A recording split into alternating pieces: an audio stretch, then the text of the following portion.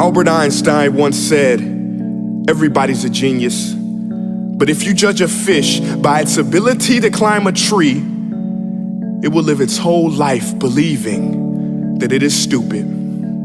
Ladies and gentlemen of the jury, today on trial we have modern day schooling. Glad you could come. Not only does he make fish climb trees, but also makes them climb down and do a 10-mile run. Tell me, school, are you proud of the things you've done? Turning millions of people into robots, do you find that fun? Do you realize how many kids relate to that fish swimming upstream in class, never finding their gifts, thinking they are stupid, believing they are useless?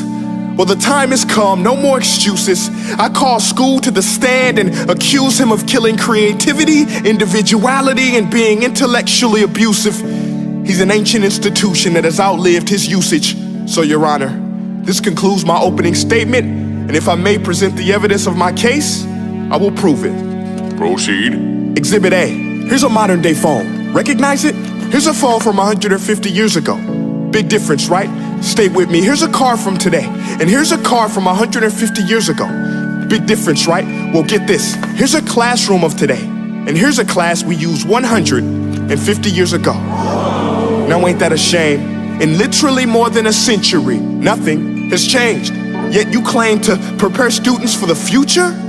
But with evidence like that, I must ask, do you prepare students for the future or the past? I did a background check on you and let the record show that you were made to train people to work in factories, which explains why you put students in straight rows, nice and neat, tell them sit still, raise your hand if you want to speak, give them a short break to eat, and for 8 hours a day, tell them what to think. Oh, and make them compete to get an A, a letter which determines product quality, hence grade A of meat. I get it. Back then, times were different. We all have a past. I myself am no Gandhi. But today, we don't need to make robot zombies. The world has progressed. And now we need people who think creatively, innovatively, critically, independently, with the ability to connect. See, every scientist will tell you that no two brains are the same. And every parent with 2 or more children will confirm that claim. So please explain why you treat students like cookie cutter frames or snapback hats, giving them this one-size-fits-all crap. Watch your language. Sorry, Your Honor, but if a doctor prescribed the exact same medicine to all of his patients, the results will be tragic. So many people would get sick, yet when it comes to school, this is exactly what happens, this educational malpractice, where one teacher stands in front of 20 kids, each one having different strengths, different needs, different gifts, different dreams, and you teach the same thing the same way? That's horrific. Ladies and gentlemen, the defendant should not be acquitted. This may be one of the worst criminal offenses ever to be committed. And let's mention the way you treat your employees. Objection. Overruled. I want to hear this. It's a shame. I mean, teachers have the most important job on the planet, yet they're underpaid? No wonder so many students are short-changed. Let's be honest, teachers should earn just as much as doctors, because a doctor can do heart surgery and save the life of a kid.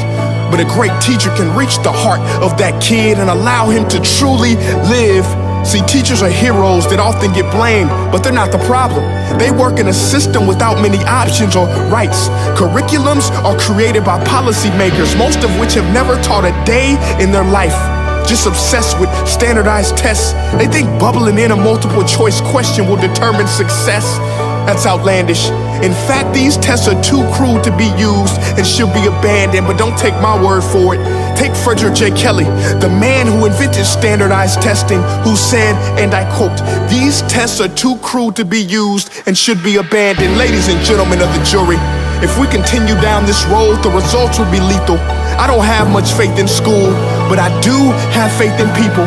And if we can customize healthcare, cars, and Facebook pages, then it is our duty to do the same for education, to upgrade it, change it, do away with school spirit, because that's useless. Unless we're working to bring the spirit out of each and every student, that should be our task.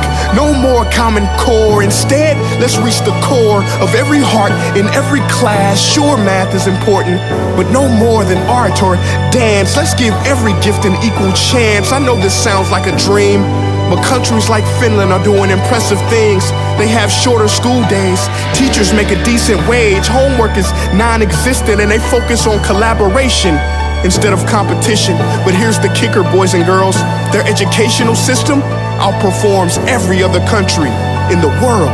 Other places like Singapore are succeeding rapidly. Schools like Montessori, programs like Khan Academy. There is no single solution, but let's get moving.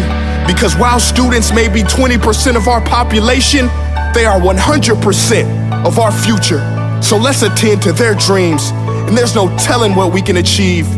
This is a world in which I believe, a world where fish are no longer forced to climb trees. I'll rest my case.